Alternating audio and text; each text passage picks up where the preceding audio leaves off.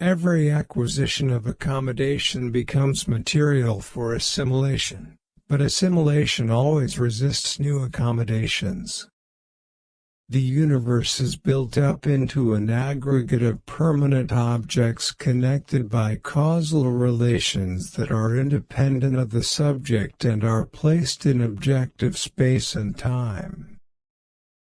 When you teach a child something, you take away forever his chance of discovering it for himself.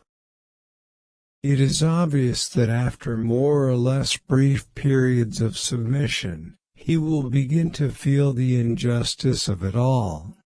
The child perceives things like a solipsist who is unaware of himself as subject and is familiar only with his own actions.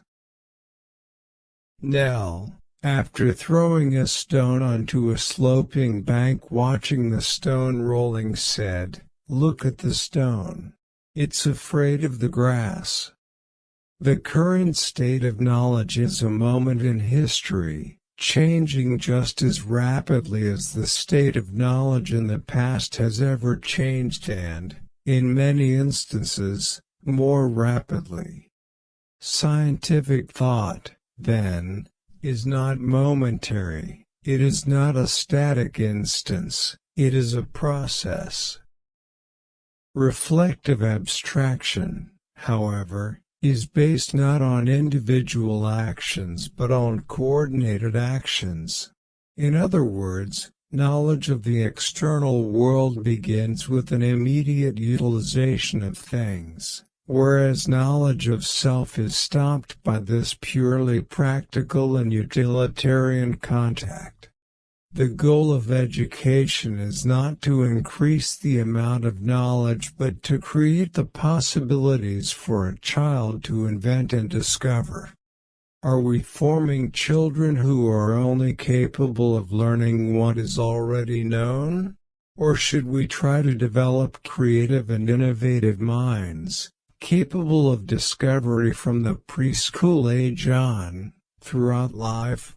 Children have real understanding only of that which they invent themselves, and each time that we try to teach them too quickly, we keep them from reinventing it themselves. Equilibrium is the profoundest tendency of all human activity. Moral autonomy appears when the mind regards as necessary an ideal that is independent of all external pressures. It is with children that we have the best chance of studying the development of logical knowledge, mathematical knowledge, physical knowledge, and so forth.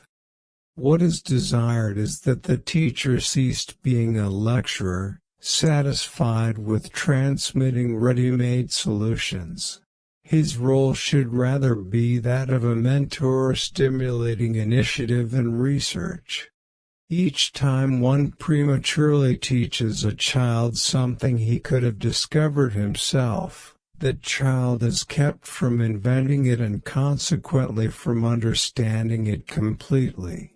The self thus becomes aware of itself, at least in its practical action, and discovers itself as a cause among other causes and as an object subject to the same laws as other objects.